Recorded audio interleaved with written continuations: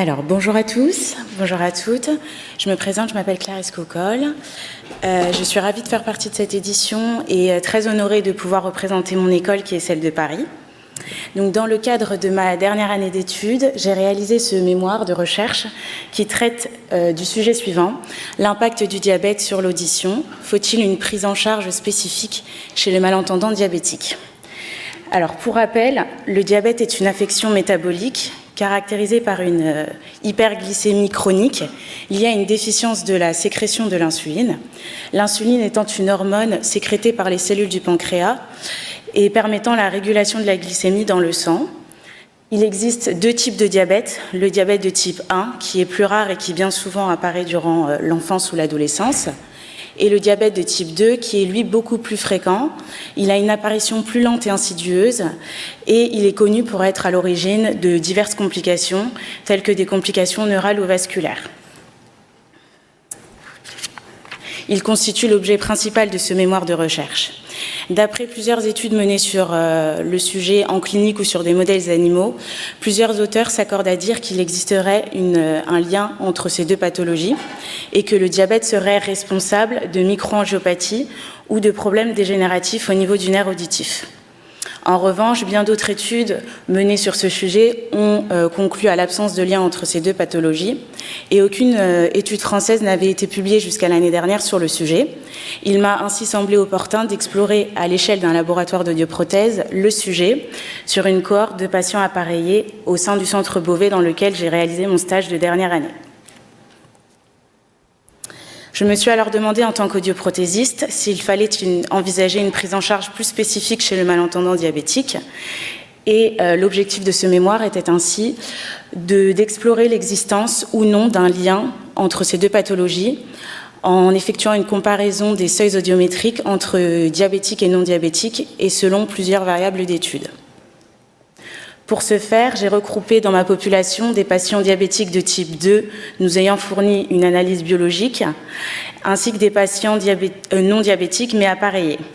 Tous les patients diabétiques de type 1, ceux présentant une surdité unilatérale, ceux ayant une asymétrie entre les deux oreilles ou ceux étant appareillés en monoral, ont été exclus de cette étude. Ce mémoire s'est composé en deux temps. Tout d'abord, une analyse rétrospective basée sur un recueil de données a été réalisée grâce à la saisie de données obtenues à la suite d'audiométrie tonale et vocale sur plusieurs années. Le matériel utilisé correspondait au matériel calibré utilisé lors de tests audiométriques classiques et les variables d'étude correspondaient au seuil d'intelligibilité, le maximum d'intelligibilité, ainsi que le seuil d'inconfort. Dans un deuxième temps, pour élargir notre recherche, j'ai décidé de réaliser quelques mesures en cabine auprès de certains patients volontaires pour tester leur résistance à l'intelligibilité dans le bruit.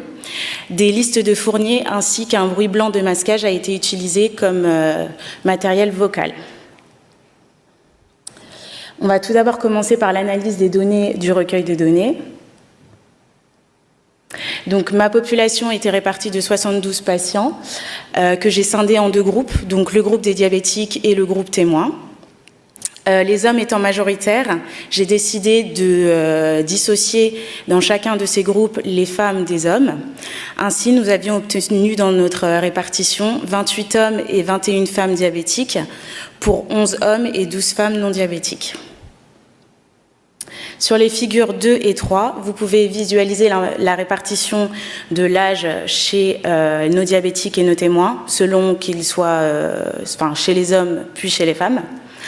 On voit qu'en moyenne, ils étaient âgés autour de 70 à 80 ans et aucune différence statistique significative a été relevée dans nos deux groupes. Sur les figures 4 et 5, vous pouvez visualiser les seuils audiométriques obtenus donc chez les femmes puis chez les hommes dans nos deux groupes. Donc la perte tonale moyenne était de 51,7 décibels chez les femmes diabétiques et de 45,7 décibels chez les témoins. Chez nos hommes, qu'ils soient diabétiques ou non, la perte moyenne était de 50 décibels. Donc ici, aucune différence statistique significative n'a été relevée au niveau des seuils audiométriques. On pouvait alors en déduire que notre population d'études était homogène et qu'ils étaient globalement atteints de surdité moyenne de catégorie 1. Après comparaison des seuils audiométriques entre les diabétiques et les témoins, et selon plusieurs autres variables d'études que j'ai citées tout à l'heure, donc les maximums d'intelligibilité et le seuil d'inconfort, seuls des résultats intéressants ont été retrouvés sur les seuils d'intelligibilité des patients diabétiques masculins, qui étaient un peu plus élevés que chez les témoins. Passons à présent à l'analyse du test de résistance de l'intelligibilité dans le bruit.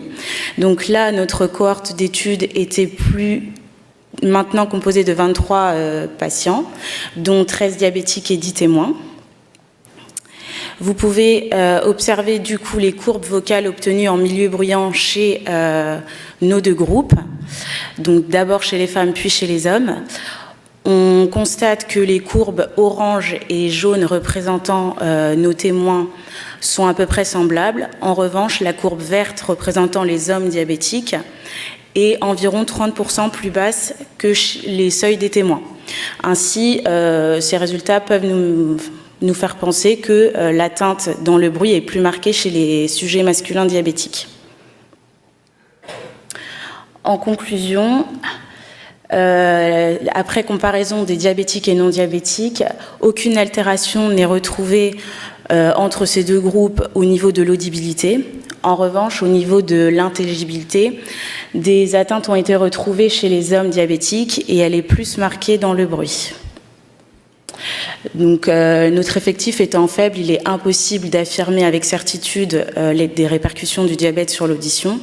En revanche, pour répondre à la problématique initiale sur la prise en charge du malentendant diabétique, il serait important de renforcer la prévention des risques liés à l'exposition au bruit, de veiller avec rigueur au cours des rendez-vous, de respecter les règles d'hygiène, puisque je n'en ai pas parlé dans ma présentation, mais d'après plusieurs études, le diabète est connu pour être un facteur prédisposant à l'otite externe maligne.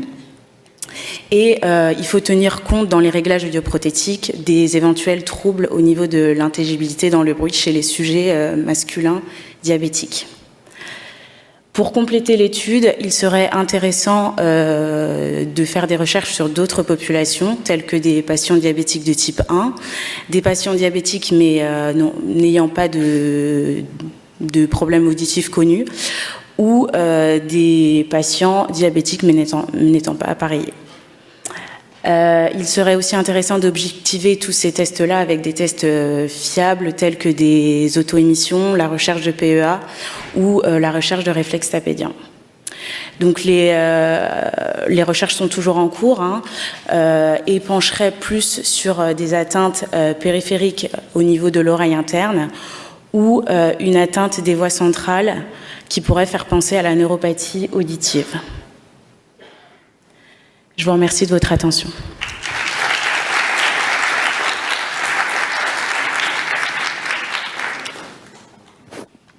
Merci beaucoup pour cette présentation. Du coup, on va appeler le candidat suivant. Est-ce qu'il y a des questions ? Je veux bien poser une question. Voilà, on a le droit à une question par candidate. Bon, bravo pour votre présentation qui est très didactique, très claire, parfaitement exposée.